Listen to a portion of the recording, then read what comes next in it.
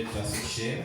Je remercie encore le Seigneur pour la grâce qu'il a faite au travers de son serviteur, Thomas Milevou, dans lequel il a agi. Que ces derniers reçoivent encore toutes les bénédictions qui lui sont dues et toute l'onction pour pouvoir conduire cette œuvre là où le Père Céleste veut que cette œuvre aille.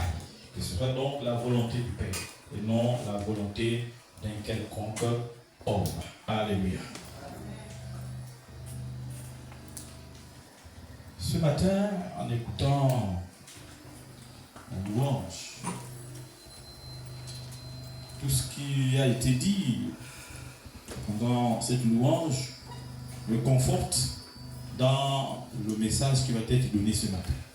Parce que pratiquement tout a été dit dans la louange de ce matin. C'est pourquoi, sans peut-être me déhancher comme quelqu'un vraiment sans contrôle, j'ai dansé. J'ai dansé parce qu'effectivement, c'était dans le trophy. Alléluia. Comme quoi, Dieu ne fait pas les choses à hasard. Et lorsqu'il a mis son cachet, normalement tout doit bien se passer. Je vais commencer mon propos avec une histoire. Une histoire. Un jour, un monsieur, revenant de la brousse, il voit sur son chemin un œuf. Il ramasse l'œuf et avec les techniques qui sont les siennes, il se rassure que ce œuf-là est encore bon. C'est pas pour lui, c'est encore bon. Ça veut dire que l'élément qui est dedans est encore vivant. Mais il s'est dit, si ça reste là, c'est sûr, l'être vivant qui est dedans là va mourir. Donc, il a pris cet œuf. Et dans sa marche, il a vu un nid de poule. Nid de brousse. De poule de brousse. Il a dit, bon, je vais mettre cet œuf-là dans le nid de poule de brousse. Au moins, ce sera couvé. Et puis, l'enfant qui est là-dedans viendra au monde. Il a laissé cet œuf. Il est parti. L'œuf a été couvé et ça a donné un oiseau. Cet oiseau, c'est un aigle. Voici l'aigle qui vient au milieu des poussins de poules, de brousse. Il est là. Il est né. Au milieu de toute une portée de poussins de poules de brousse. L'aigle a grandi avec les poussins qui étaient là. L'aigle a grandi avec les poules de brousse. Le temps a passé et il se comportait comme une poule de brousse. Vous savez que les poules, pour chercher la nourriture, ça fouille le sol là. Eh bien, l'aigle là faisait ça aussi. Pour chercher la nourriture. L'aigle a mangé les vers. L'aigle a mangé les insectes. L'aigle. Son comportement, c'était le comportement des poules de brousse. Quand il s'agissait même de voler, vous savez comment les poules volent. Ça vole d'ici jusque là, ça ne tombe pas. Ça vole jusque là, il est tombé. Et l'aigle là aussi volait comme ça. Quand il vole là, les plumes même s'arrachent, il va il tombe. Vraiment, tout ce que les poules de brousse faisaient, lui il faisait ça. C'était son milieu. C'est là où il est né. Il ne sait jamais, il y a un moment donné que moi je ne suis pas comme ceux-là. Donc je ne peux pas faire les choses comme eux. Mais il faisait les choses comme les poules de brousse. Alléluia. Un jour, notre aigle regarde dans les cieux, regarde le ciel. Ce jour-là, il n'y avait pas de nuages. Pas de nuages. Il voit un oiseau qui passe avec majesté, avec vraiment royauté, avec élégance. Mais vraiment, il s'allait dire, waouh, quel bel oiseau. Quel bel oiseau. l'aigle là, c'est un aigle, a déployé ses ailes. Et il battait. Il prenait les virages et autres, tout ça, sans faire des efforts. Parce que l'aigle utilise quoi? Les courants qui arrivent, sans effort. Vraiment en train de planer avec majesté. L'aigle qui est au sol là, il est là. Waouh, quel bel oiseau. Combien qu'il est magnifique, comment il plane. Merveilleux. L'aigle vient encore là, ouais. Vraiment sans effort. Les ailes sont seulement déployées comme ça. Il prend seulement le courant. Il part. Il part. L'aigle est là, waouh, il est magnifique. Et il fallait peut-être même qu'il n'y ait pas de nuages pour qu'il puisse bien voir cet oiseau-là. Pour qu'il puisse bien voir cet aigle magnifique, royal, qui est en train de passer. Dans les hauteurs. Ce n'est pas à 0 mètre de lui comme ça, non, dans les hauteurs. Parce que pour pouvoir bénéficier de ce courant ascendant-là, il faut être en hauteur. Il était là. Magnifique. Oh, il est merveilleux, il est beau. Après, il demande pour poule, le brousse. Mais ça c'est quoi? Il dit, laisse tomber, là-bas c'est l'aigle. Là-bas c'est l'aigle. Ah, si je pouvais être un aigle. Oh, ne pense même pas comme ça. Ne pense même pas 2 fois que tu peux être un aigle. Tu n'es pas un aigle. Tu n'es pas un aigle. Il s'est dit, ok, la vie continue. Et il a continué sa vie avec les poules de brousse. Convaincu qu'il n'est pas un aigle. Le temps a passé, l'aigle a vieilli et il est mort.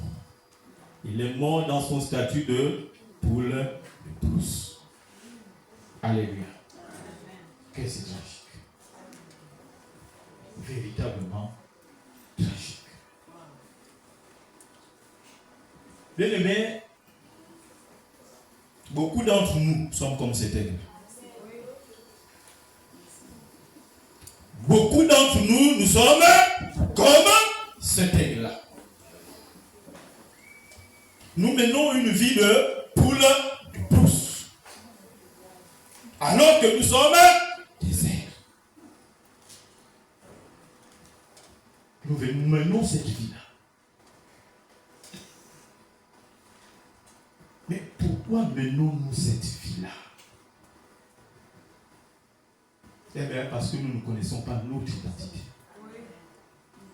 Nous ne la connaissons pas.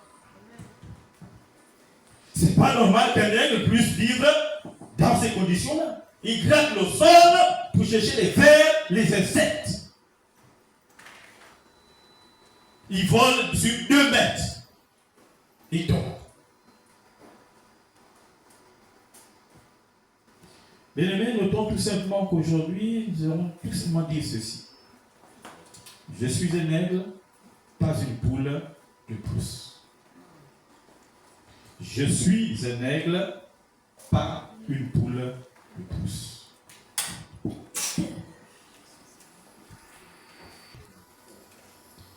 Il nous a créés à son image et avec un potentiel. Il a créé l'aigle là avec son potentiel d'aigle. Lisons Genèse 1, 27. On va découvrir une vérité que par moments nous oublions. Genèse 1, 27. Si quelqu'un a la page, que la personne fasse la lecture de Genèse 1, 27. Nous allons découvrir quelque chose que véritablement nous oublions. Ou par moment, on lit, mais on ne prend pas la dimension de ce qui est écrit. Alléluia. Merci de pouvoir nous lever pour pouvoir honorer la parole qui va être lue. Je lis la parole dans Genèse 1, verset 27. Oui. Dieu créa l'homme à son image.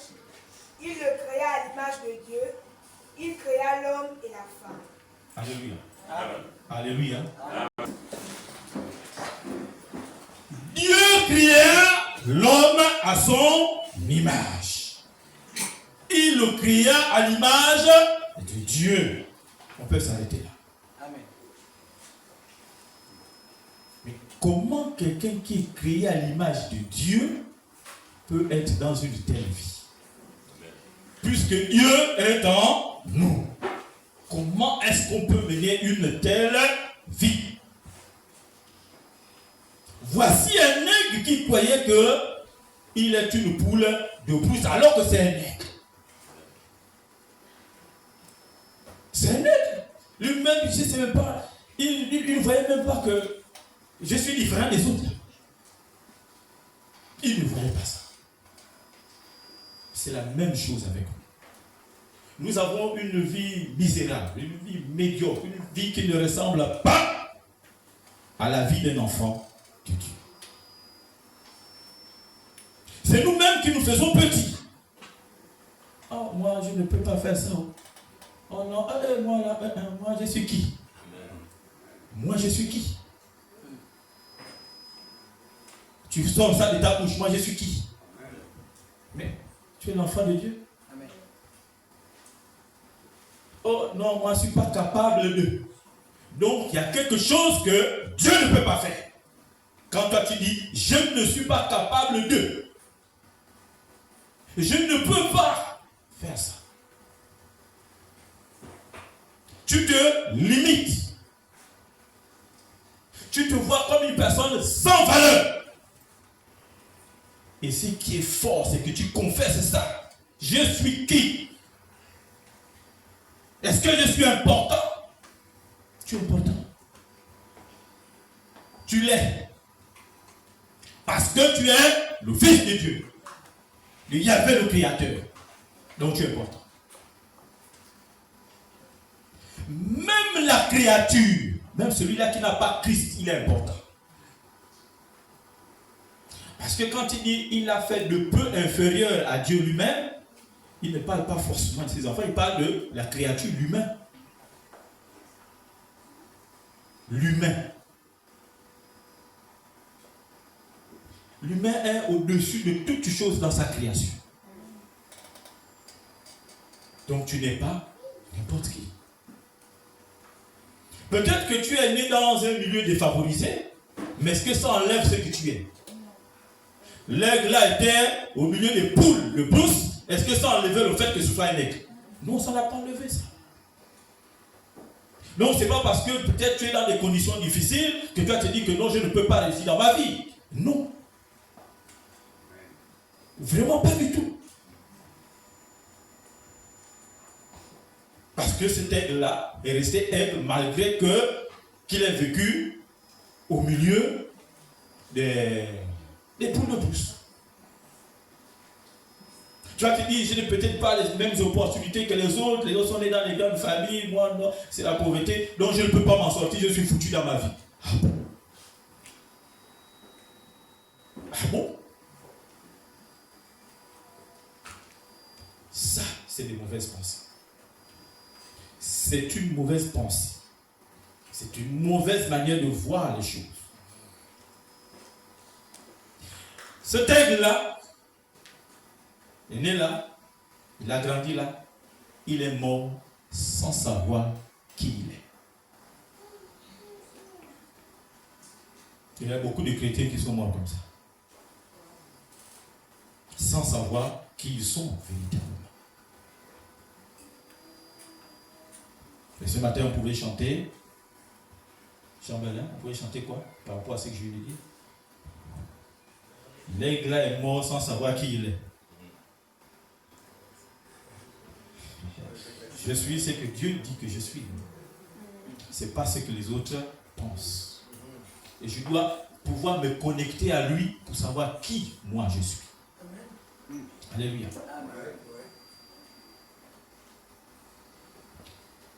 Ton origine ne donne pas ta destinée.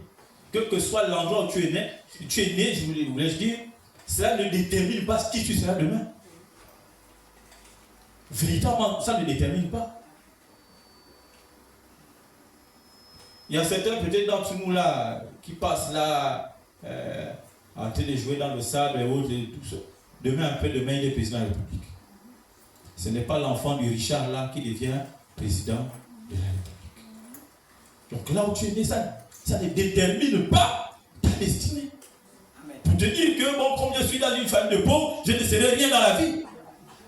Non. Et puis encore, comme je l'ai dit, tu le confesses. Tu le crois. Parce que cet aigle-là, après avoir vu l'autre aigle, il est resté dans cet état de poule de brousse. C'est dangereux.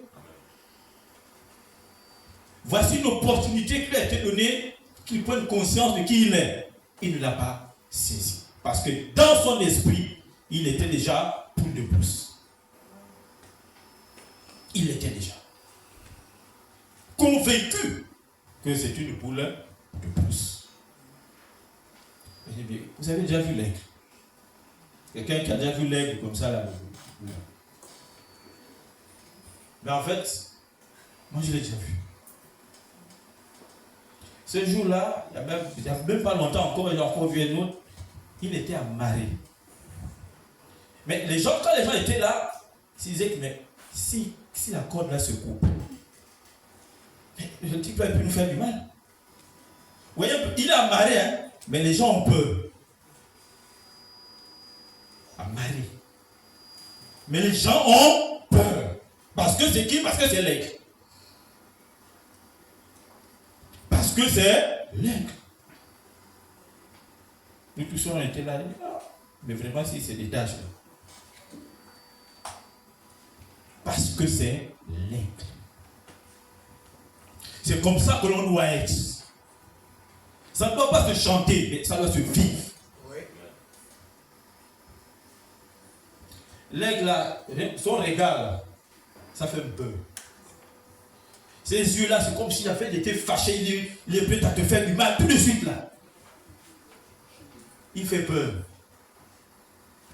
C'est un oiseau téméraire. Il s'attaque à des proies plus grosses que lui-même.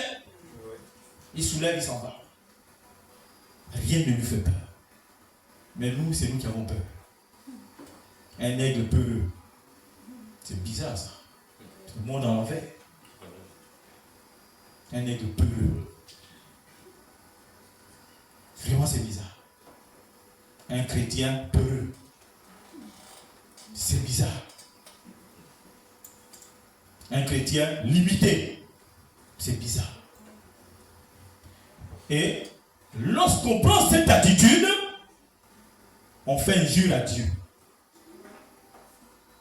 Lorsqu'on prend cette attitude-là, on fait injure à Dieu. Il dit non, tu n'es pas capable. Tu ne peux pas faire ceci. Tu ne peux pas faire cela. Lui qui est capable de tout, pour celui-là qui le fortifie, toi tu dis non, il n'est pas capable. Quand chacun de nous vient au monde, il a un potentiel. C'est là. C'est déjà là.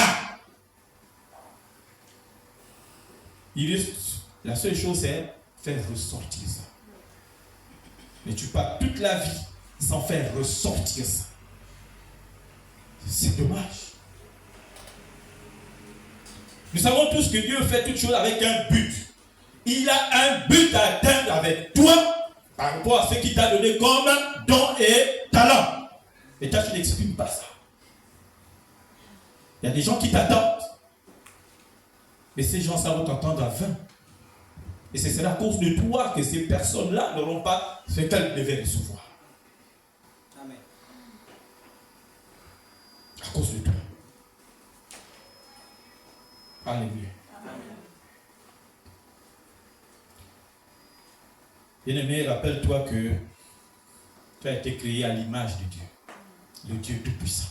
C'est lui qui est capable de toutes choses. Mais pourquoi peut-être l'aigle là est resté là-dedans, dans cette situation-là? Que lui disent les poules de brousse? Tu n'es pas un aigle. Voici son environnement qui vient l'influencer.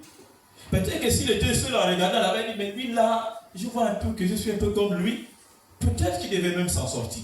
Mais il a écouté son environnement. Alléluia. Ne crois pas aux mensonges du monde. Il t'enchaîne. Il fait de toi un prisonnier. Et c'est pourquoi la Bible déclare dans Romains 12 que, de Romains 12, 2, de ne pas se conformer au monde, mais d'être transformé par le renouvellement de l'intelligence de l'esprit. Cet aigle-là s'est conformé à son environnement. Ça l'a influencé. Il a cru à ça, qui n'est pas une vérité pour lui, parce que lui, il n'est pas une poule, c'est un aigle. Il a cru à cette parole qui disait que tu n'es pas un aigle. Ça l'a emprisonné.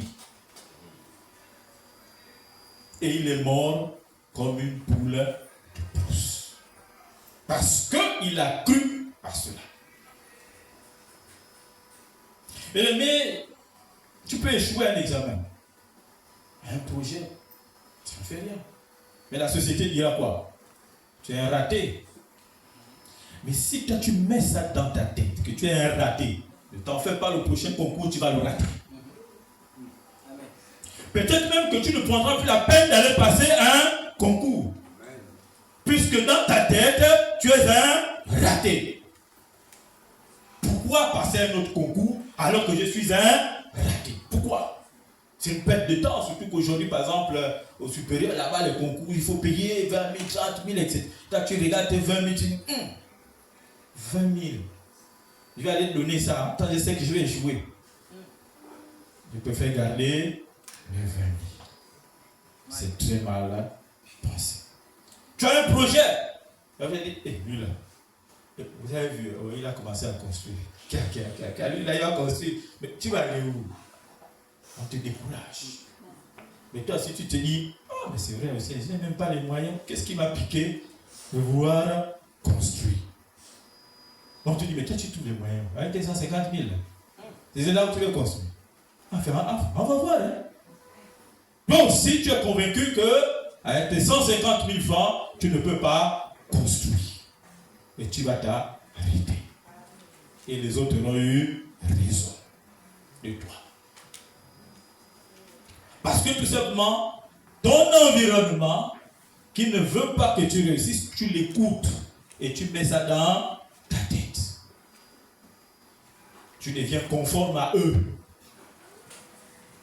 Tu te conformes à ton environnement. Mais n'oublions pas, nous sommes dans le monde, mais nous ne l'appartenons pas. Nous ne l'appartenons pas. On a d'autres règles qui s'appliquent à nous. Mais il faut les connaître. Il faut les connaître. Donc, l'aigle a cru qu'il n'est pas un aigle et il est mort comme ça. Et nous aussi, on fait la même chose. Toutes les voix qui s'élèvent autour de nous, qui nous découragent, on les écoute. On les écoute tous les jours. Tu n'y arriveras pas. Tu es un bon à rien. À quoi ça sert de faire ça? On écoute et on se décourage. Le potentiel qui est en nous continue à dormir. Parce qu'on ne réalise pas qui on est. Le Fils de Dieu. Il faut refuser ces paroles négatives. Il faut les condamner en répondant par la parole. Moi, je suis le Fils de Dieu. Ce que tu dis là, c'est pour toi. Ce n'est pas pour moi. Ce n'est pas pour moi. Réponds à cette personne-là que Dieu a dit que je serai la tête et non la queue. Dis-lui que moi, je serai toujours en haut et non en bas. Dis-lui que moi, je suis plus que vainqueur en Jésus-Christ. Mais attention, il ne faut pas que ce soit des récitations. Il faut que ce soit des paroles pour lesquelles toi-même tu es convaincu. C'est à ce moment-là que ces paroles vont produire leur effet. Alléluia. Je me rappelle quand j'étais classe. Quatrième.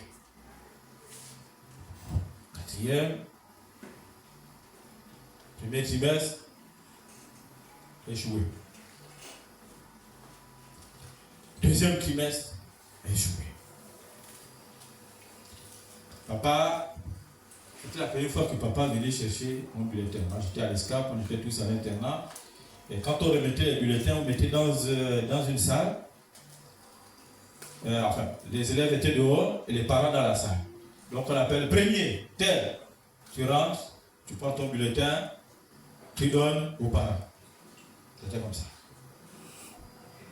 Sixième, papa n'est pas venu. Alors, je travaillais bien. Cinquième, papa n'est pas venu. Je travaillais bien. Quatrième, je me suis attaché à des grands là. On était là dans les mouvements. On partait, on sortait de l'internat, on allait au petit coin, on allait beaucoup de choses là-bas. Donc, les pensées étaient déjà là-bas. L'école, c'était plus vraiment ça.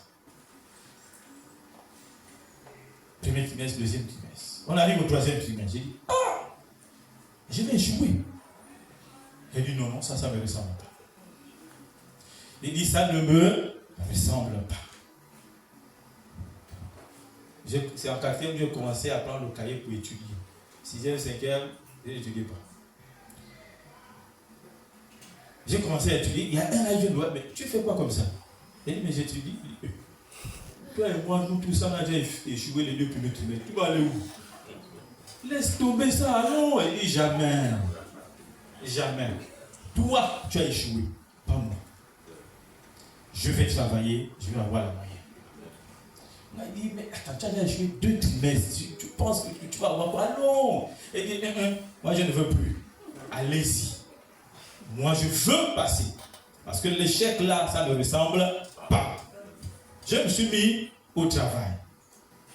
J'ai eu 11 et quelques de moyenne. Ça m'a permis de passer en classe supérieure. J'aurais écouté mon environnement, mais je l'aurais laissé. Mais je me suis dit, non, moi je ne suis pas là pour échequer. Je me suis mis au travail. Je me suis dit, moi là, l'échec, pas question.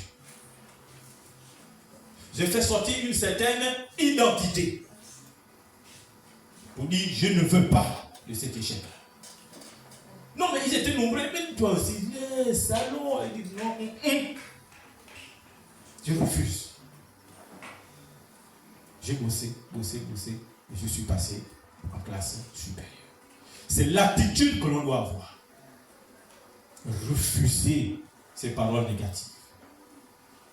On doit les condamner par la parole elle-même. C'est cela l'attitude que l'on doit avoir. En réalité, lorsque tu changes ta manière de penser, tu vas voir se manifester ta vraie identité. Lorsque ta manière de penser va changer, tu vas voir se manifester ta vraie identité. Ça va se manifester. Parce que là, les barrières là sont tombées, ton identité va ressortir. Alléluia. Donc, changeons notre manière de penser. Celui qui nous donne la force, c'est notre Créateur. Donc, on doit se confier à ce dernier pour pouvoir voler dans les hauteurs. Parce que normalement, nous sommes destinés à voler dans les hauteurs comme un vrai être. Pas à nous balancer dans le sol comme ça, dans la poussière. C'est pas ça la destinée des nègres, dans la poussière. Non, pas du tout. Et c'est sûr que si c'était le genre d'aigle royal, blanc et autres là, c'est sûr qu'il était même devenu déjà un roux avec toute la poussière qui ramassait en route. Il y a même son caractère gracieux, c'est sûr que c'était même déjà perdu. Il n'y avait plus tout ça là. Il était déjà sale, un aigle roux, alors qu'il devait être blanc, avec la poussière. Il était de manger les vers. Maintenant, lui, il mange des vrais proies, la vraie nourriture. Bon, c'est vrai que pour les autres, c'est la vraie nourriture, mais pour lui, ce n'est pas sa nourriture, c'est pas ça. Alléluia. Donc, lisons encore le passage suivant, Ésaïe 40, 31.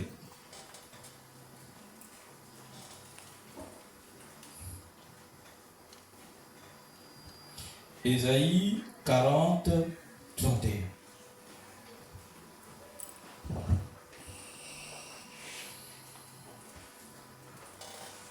Je lis la parole de Dieu dans Ésaïe 40, verset 31, selon la version du second. La Bible déclare: Oui. Mais ceux qui se confient en l'Éternel, Mais ceux qui se confient à l'Éternel renouvellent leur force. renouvellent leur force. Ils prennent le vol Ils prennent leur vol comme les aigles. comme les aigles. Ils courent et ne se lassent point. Ils courent et ne se lassent point. Ils marchent et ne se fatiguent point. Ils marchent et ne se fatiguent point parce que ce sont des aigles. Parce qu'ils se sont confiés à l'Éternel qui a renouvelé leur force. Amen. Le monde t'a déjà embrigadé comme ça pour te dire que tu n'es pas un aigle. Tu peux lutter, mais avec ta force, tu ne sortiras pas de là. Tu verras toujours que tu es une poule de brousse. Confie-toi à l'Éternel, celui-là qui renouvelle ta force. Et là, ce sera brisé. Ton identité va sortir. Et tu vas vivre ta vie d'aigle. Tu vas prendre ton envol. Pour véritablement vivre ta vraie vie. C'est ce que nous devons faire. Nous confier à l'Éternel pour qu'il renouvelle notre force, afin que nous puissions sortir de cette prison et d'exprimer notre vraie identité, de pouvoir prendre notre envol. Parce que l'aigle est appelé à voler très haut, au-delà des tempêtes, pas à voler sur 2 mètres. C'est pas ça la destinée de l'aigle. Alléluia. De la même manière, lorsque par exemple, certains tombent, ça ne doit pas nous effrayer, parce qu'on sait que le bouclier par excellence est avec nous. Ça ne doit pas nous effrayer. Lorsqu'il y a eu le Covid en 2019, c'est ça? Amen. Il y a beaucoup de gens qui étaient dans la psychose. Sincèrement, cette psychose-là ne m'a pas touché du tout. Parce que je me suis dit, il y a cette barrière qui est Christ. À la maison même, j'animais des cultes de maison durant cette période-là. Ça me faisait même pas un peu peur. Parce que je sais que Christ est avec moi. Pendant que les autres vont trembler à gauche, à droite, moi je reste serein parce qu'il est avec moi. J'ai raconté ici mon histoire où on avait donné de l'argent à une dame, après c'était la sécheresse. Congélateur ouvert pendant, je ne sais pas si c'est 2 ou 3 mois qu'on ne fermait jamais, parce qu'on ne mettait rien dedans. Mais je me suis dit, Seigneur, bon, je ne t'ai pas écouté, en donnant peut-être de l'argent à cette dame-là, peut-être qu'il ne fallait pas lui donner, mais tu ne vas pas m'accabler. On mangeait tous les jours. Tous les jours, on mangeait. Congélateur ouvert, on a mis le bois comme ça, là, il dit, bon, que ça ne sente pas. Poche vide. Dès que l'argent venait, ça partait, on ne sait même pas comment ça partait, mais ça partait. Mais il n'y a pas un moment où j'étais dans la crainte. Même pas un peu. Ça venait toujours. Ça venait toujours. Parce qu'on avait confiance que celui-là, qui on a cru, est fidèle dans sa parole. Alléluia. Il est fidèle dans sa parole. En nous confiant en lui, c'est à ce moment-là que nous allons dépasser les limites de notre humanité. En fait, c'est lorsque lui, véritablement, il agit en nous, qu'on va plus loin. Parce que c'est vrai qu'il nous a donné un potentiel. On va arriver jusqu'à un certain niveau. Mais pour pouvoir dépasser ce niveau-là, il faut que lui, il intervienne. C'est à ce moment-là qu'on va mener une vie qui n'est plus ordinaire. Quoique nous restions des personnes ordinaires, mais notre vie auprès des autres ne sera plus une vie ordinaire. C'est à ce moment-là. Et notre vie va rendre louange à Dieu. Alléluia. Sans avoir à aller dire que Jésus t'aime à qui que ce soit, à ce moment-là, on sera en train de faire des éloges à notre Père. Alléluia. Donc, c'est à ce moment-là, lorsque nous aurons fait confiance à ce dernier, alors qu'à notre Père, que la force nous sera donnée de pouvoir déployer nos ailes spirituelles pour dépasser nos limites humaines. Parce que nous sommes appelés à vivre une autre vie. Nous sommes destinés à dominer. L'aigle domine dans les cieux. C'est vrai qu'il y a un oiseau qui embête un peu les aigles, mais en théorie, personne, il n'y a aucun oiseau qui peut venir embêter l'aigle. Il n'y en a pas. Mais il y a quand même un petit bandit. Et celui-là, quand l'aigle a réussi à le coincer, ben, c'est sa fin. Lui, parce qu'il agit un peu en cachette. En fait, l'oiseau là, qu'est-ce qu'il fait? Il vole plus vite que l'aigle. Donc, il se met un peu plus haut. Quand l'aigle descend, lui vient, il dame. Hop, fin, c'est fini. C'est un vrai bandit. Ben, ça montre que, bon, les soins c'est là. Alors, donc, nous sommes appelés à dominer, à briller et à inspirer. Il faut que les gens soient capables de dire, il faut que je fasse comme lui. Être des véritables exemples. Ah oui, il faut que je fasse comme lui. Je me rappelle, quand j'étais à Mungo, il y avait des collègues qui avaient des pratiques vraiment condamnables. Les gens racontaient plein de choses au quartier. Et un jour, j'entendais les gens parler, j'ai dit, ah bon, donc c'est ce que vous dites de nous. Il a dit, non, vous n'êtes pas dedans. Il y a deux personnes qu'on enlève, vous et M. Hassan, M. Sénégal. Et le reste là, c'est des voyous. Je faisais normalement ce que j'avais à faire dans l'éthique et la déontologie de mon métier, bien entendu, ajouter la touche d'enfant de Dieu. Automatiquement, les gens disent non, lui là, il n'est pas dedans. Lui là. Et pourtant, je ne viens pas chanter auprès des gens que, moi, je ne fais pas ceci, je ne fais pas cela. Eux-mêmes, ils voient. Et les gens se comportaient conséquemment vis-à-vis de ma personne. On ne pouvait pas me dire certaines choses, on ne pouvait même pas me faire certaines choses. Les gens ne pouvaient pas avoir un certain comportement vis-à-vis de moi. Parce qu'ils voyaient. Alléluia. Bien-aimé, donc il faut que tu te réveilles. Il faut que tu te réveilles pour que tu prennes ton envol. C'est pourquoi la parole dans Ephésiens 5,14, la Bible peut dire, réveille-toi, toi qui dors. Réveille-toi d'entre les morts. Et Christ va faire quoi? Il va t'éclairer. Dans cette marche-là, nous ne sommes pas seuls. Christ est avec nous. Les embûches, pour pouvoir les voir, il faut que sa lumière soit avec nous. Bien-aimé, réveille-toi. Est le comportement qui s'y est. C'est comme par exemple à l'école, un élève qui se dit, moi je vais avoir 15 de moyenne, il est en classe, il dort. Il vient à la maison, il jette les cahiers. Il part jouer au football. Il part, je ne sais pas, jouer à la PlayStation. Il n'aura jamais 15 de moyenne. Parce que la réussite est une attitude. C'est un comportement.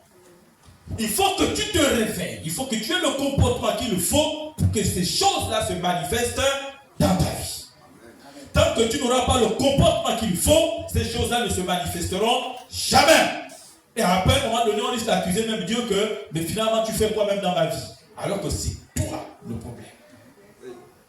Tu n'as pas l'attitude, le comportement qu'il faut. Tu ne l'as pas. Ces choses-là ne viendront pas. Il faut que tu te réveilles. Ça y est. les chrétiens dorment spirituellement. Sincèrement, nous dormons. Nous dormons spirituellement. On se contente de tout ce qu'il y a de plus minime dans la vie chrétienne. On se contente de ce que le peu, c'est vraiment le début de ce que l'on peut avoir dans une vie chrétienne. C'est ça là que l'on trouve intéressant. Le peu, ça veut dire qu'en fait, c'est le minimum qu'on puisse avoir dans une vie chrétienne. On se complaît là-dedans. Entre-temps, Christ nous a appelés à des choses grandes, des choses qu'il avait préparées d'avance pour que nous puissions les pratiquer. Et s'il a préparé des choses d'avance pour que nous puissions les pratiquer, ce ne sont sûrement pas des petites choses. Ce sont des choses qui vont venir manifester sa grandeur, sa puissance. Amen. Donc ce ne sont pas des petites choses. Amen. Mais nous, on dit, bon, comme je suis déjà sauvé, ça va. Mais non. Ça manifeste même une certaine paresse. C'est de la paresse. Donc on ne veut plus faire un autre effort pour aller plus loin. Là c'est bon. Je ne me force plus. Comme certains enfants là, hey, j'ai déjà mon bac, je ne me force plus. C'est fini. Moi je me contente de ça. C'est une erreur de notre part. Alléluia. Et si on se contente du peu, on ne réalisera pas notre destinée. On aura fait échouer le plan de Dieu quelque part. On l'aura fait échouer, puisqu'on n'a pas réalisé notre destinée. Par notre destinée, il y a un plan de Dieu qui a été mis en application. Mais nous, on l'a fait échouer.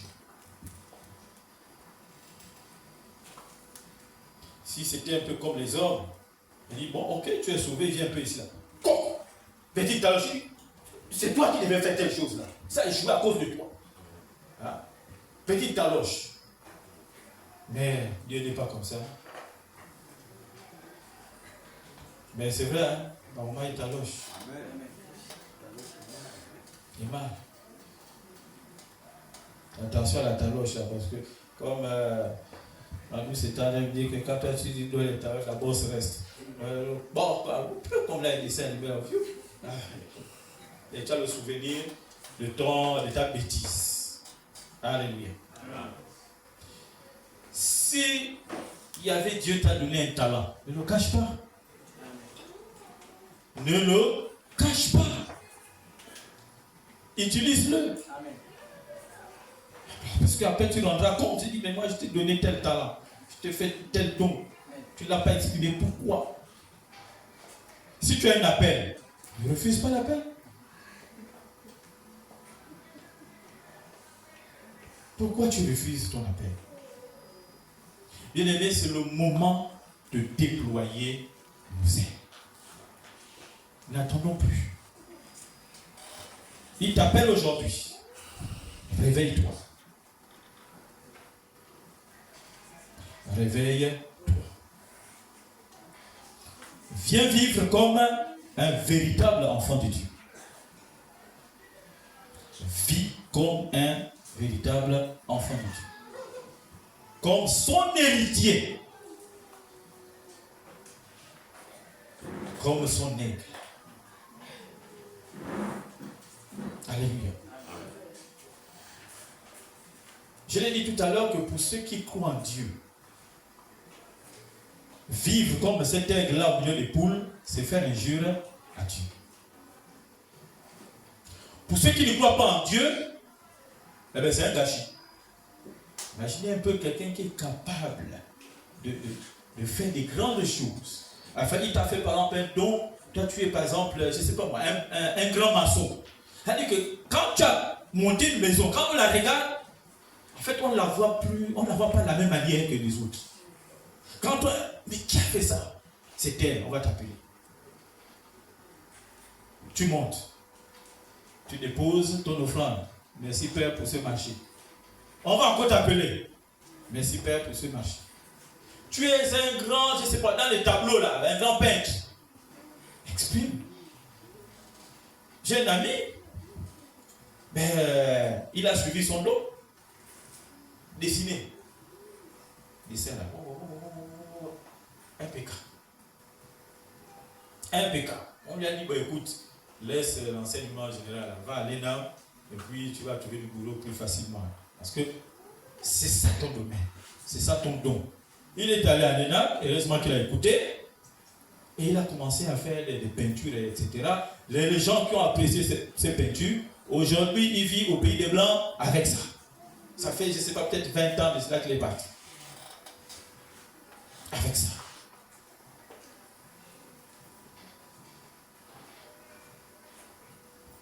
Tu as ton don, ne cache pas. Exprime-le.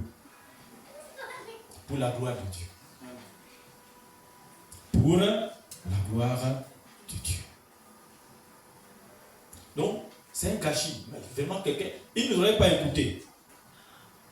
Il serait peut-être, moi je ne sais même pas, un policier, quelque part. Il serait en train de dessiner ses collègues et ça lui aurait rapporté quoi? Rien du tout. Il est peut-être à la rue, en train de siffler. Là, il rentre le soir. Il est déjà fatigué. Le don d'or. Le don d'or. Les dons là, c'est pour le service. Le don, c'est pour le service.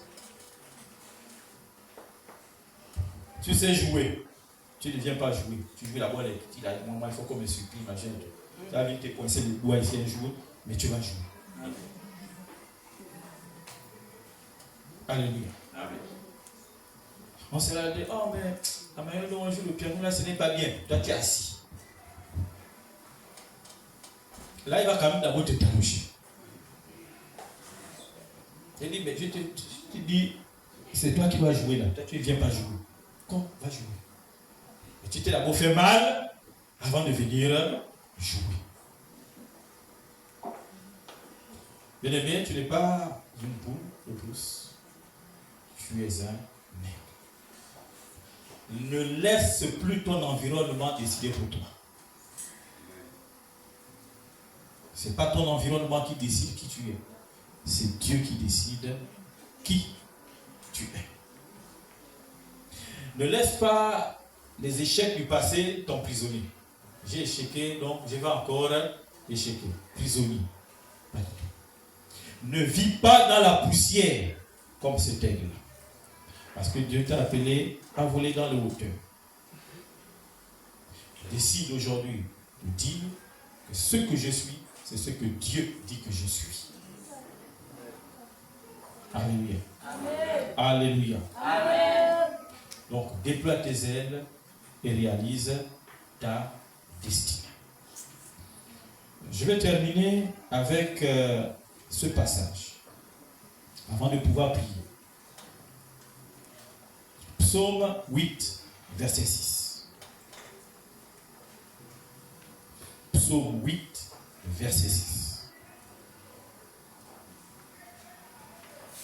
Je lis la parole de Dieu dans Psaume 8, verset 6, selon la version du second. On lui déclare: Tu l'as fait de peu inférieur à Dieu, et tu l'as couronné de gloire et de magnificence. Alléluia. Amen. Dieu est celui-là qui nous a couronnés de gloire. Il nous a fait de peu inférieurs à lui. Il nous a donné la domination sur toutes ses œuvres. Il nous a donné la domination sur toutes ses œuvres. Donc en fait, dans tout ce qu'il a créé, c'est nous qui dominons. Et il ajoute que tu as mis tout sous les pieds de l'homme. Mais comment les choses de la vie vont-elles nous dépasser? Comment est-ce qu'il peut y avoir des choses qui peuvent être plus grandes que nous? Il a tout mis sous nos pieds. Tout. Et il nous a donné la domination sur la création. Il n'y a rien qui est au-dessus de nous. Rien. C'est comme un maître qui va se faire commander par un esclave. Ça n'a pas de sens. Alléluia. Ça n'a pas de sens. Nous allons nous lever pour proclamer cette prière ensemble.